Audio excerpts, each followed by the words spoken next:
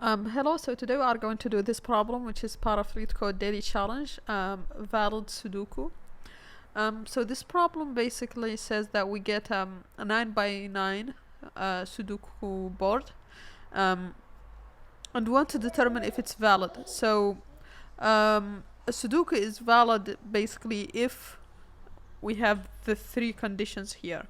So basically the first condition is that each row must contain digits 1 to 9 without any repetitions, right? So it doesn't have to be all 1 to 9 digits, but shouldn't have a digit from 1 to 9 repeated. And the same condition for each column, same condition for each 3 by 3 square, right? For example, here, here, and you get the idea. So that's the logic here. And we are not concerned about whether the board is solvable or not. We just want to check if these conditions, right? So this is actually pretty straightforward. We can just literally just check the conditions and make sure all three are valid, right? So we can start with the easiest one, which is row, and then the second easiest one, column, and then after that 3 by 3. In terms of like constraint here, we have the board length is 9, right? It's as said here, it's a 9 by 9 board. So the length for each row is 9, and then for each column is also 9. And the content of each cell is either 1 to 9 digit or dot, right? So yeah, let's start solving this. So what do we need to do first? Maybe let me just switch the theme here to something like this. So we want to first, we know that we want to check the three conditions. So the first condition is that the rows are valid. So let's just pass the board there. The second condition is that the columns are valid. And then the last condition is that the squares or the 3 by 3 squares are valid. So let's call these squares, right? And now we can write each individual one. So first, for the valid rows, right? So we just define a function, give it board, and we want to take care of board, right?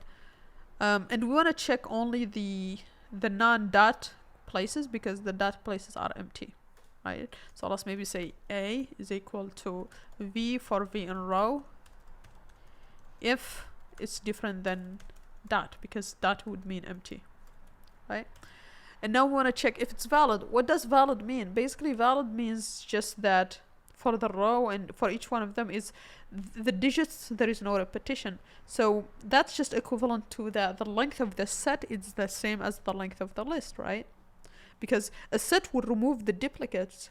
But if there is no duplicates, then the length of the set and the length of the list, the original list, are the same, right? And so here, whenever we find that the length of the set of elements is different than the length of the set without the because set would just remove duplicates. If the length is different, that means there were some duplicates here, duplicate digits, right? And so this means it's not valid, so we return false, otherwise we return true.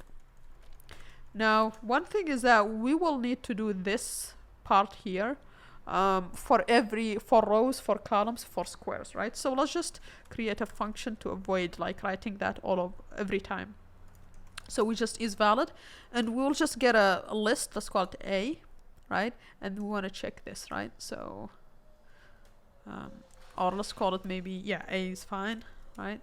And then here, we want to just return it's valid if the length of the set is equal to the length of the list, because that means there are no duplicates, right? And here we just remove the dot, and so we can use this. So basically this if is valid here for row. So if it's not valid, we want to return false. If all of them are valid, we want to return true at the end. Okay, so we did it for rows. Now let's do it for columns, right? So for columns, what we can do is just, let's define it first. So here it would be columns, right? And we want to go through the range of columns here. Now here we just want to define what are the rows. It's just the length of the board, and columns is just the length of the first row, which would be just the number of columns, right? And so here for each column, right, we can just say it's just equal to the board RC, right? And this would be for every row. That's it for each column, right? So for row in, for R in range of rows, right? And then we do the same thing we did here, which is we return, this would be A, or maybe call this column, right? So this would be column. And if it's not valid, we return false. If it's valid, we return true. And now we do the same thing for squares. So this would be for each 3 by 3 square here. So for this one, you can notice here, like for the first start of the first square, it starts from column 0 and row 0. The second square starts still from row 0, but from column 0, 1, 2, 3. The second one starts from 4, 5, 6, from 6, right? And then this is one is the last one. This one here starts from row 3, right? 0, 1, 2. This one starts from row 6. Okay, so you get the idea. Each time we increment the row by 3 and we increment the column by 3, also for the other ones, right? So that's exactly what we are going to do here. So what this would mean is that for our row, it would be in the range of starting from, of course, 0 rows, and each time we want to go 3. Okay, so that's what we said here, is that first it's going to be here, which is 0, then it's going to be here, which is 3, and then here is 6. And for each one of them, we want to do all the variations. We want to do so this for columns, we want to do all the variations. For row, we also want to do all the variations. So for row, we want to have the first one start here, the second one start here, the third one start here, and then for the second, the row at position 3, we want to have one start here, one start here, another start here, right? And so basically, we can just go through, because we are doing every 3, and then for column, it's just also every 3 columns, right? It's the start of a square, right? And so basically, this would mean that the square starts at RC, right? So with that, we can just say the range of the square starts from R and goes to 3, because it's 3 by 3 square, so R plus 3. And then same thing for the column index. It starts from C and goes C plus 3, right? And this will give us the square, but we need to collect the elements, right, in some value so that we can check if they are valid. And so here we just append board RC, right? Sorry, IJ, right? Okay, so basically this A here is square with starting, this is 3 by 3 square with starting cell at RC, right? And here we go through all the possible starting cells. Okay, and now we check, right? Once we fill the entire square, we check if it's not valid, then we return false. And if we go through all the squares and they are all valid, we return true. Okay, that's pretty much it. So let's just run this here.